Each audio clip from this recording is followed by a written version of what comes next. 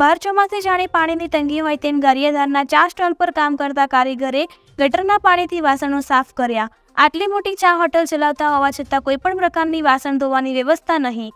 ભાવનગર જિલ્લાના Gariadhar city bus stand પાસે આવેલ દાતાર ચા સ્ટોલનો વિડીયો થયો વાયરલ। વાસણો ગટરના પાણીથી ધોતા હોવાનો વિડીયો થયો વાયરલ। વાસણ ગટરના પાણીથી ધોતા જાગૃત નાગરિક દ્વારા રકઝક કરી ત્યારબાદ સ્વસ્થ પાણીથી વાસણો ધોયા।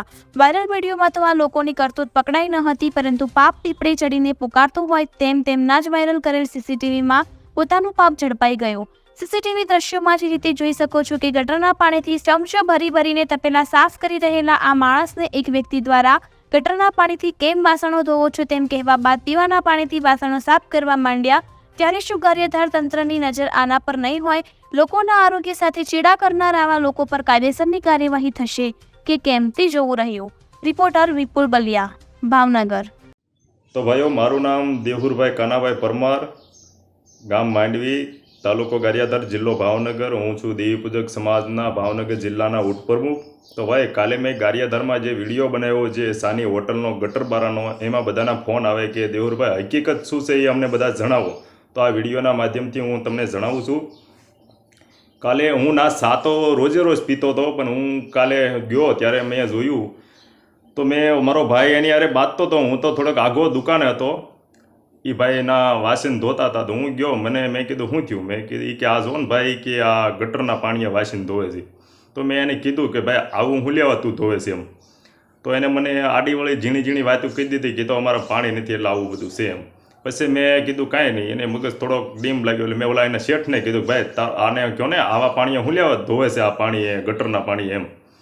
તો મને એને કીધું કે થોડુંક તાણીને બોલ, મને સંભળાતું નથી એમ। એ માણસે એવું મને કીધું અને પછી મેં એને ઘણું બધું કીધું પણ એ સમજો નહીં। તો મેં યાર ગટરના પાણીએ કાયદેસર ગટરના પાણીએથી માણસ ધોતો હતો। તો મેં એમ થયું કે કાંઈ વાંધો નહીં, મેં એમ કરીને ગાડીમાંથી ચડીને મેં ડાયરેક્ટ વિડીયો ચાલુ કર્યો। પણ વિડીયો ચાલુ કરવામાં એક વાત તમને હું જણાવી દઉં કે જ્યારે મેં વિડીયો ચાલુ કર્યો લોક ખોલીને, ત્યાં એની ગટરમાં જે ગટરનું જે તપેલું ભર્યું હતું એ તપેલું આખું ગટરનું કાયદેસર ભર્યું હતું, એ માણસે ઠેલવી નાખ્યું। તમે મારો વિડીયો જોઈ લેજો, એમાં મેં ઠેલવી નાખ્યું એને, ત્યારથી મારો વિડીયો સેન્ટ થયેલો છે। બાકી કોઈ એમ કહેતું હોય કે ગટરના પાણીએ નથી ધોયું તો સત્ય સત્ય જ છે, એમાં કોઈ જૂઠ છે જ નહીં।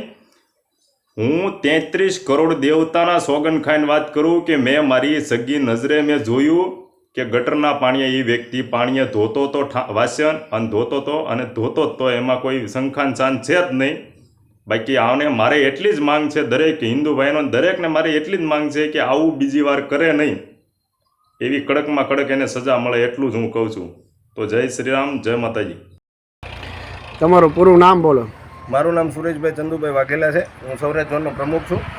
અને આજે ગારિયાધાર તાલુકામાં જે વિડીયો વાયરલ થયો છે એ મારા મિત્રએ અને મારા નીચલા હોદ્દેદારે એક વિડીયો ઉતાર્યો હતો અને એની માથે ઘણા બધા પ્રશ્નો ઊભા થાય છે કે વિડીયો ખોટો છે।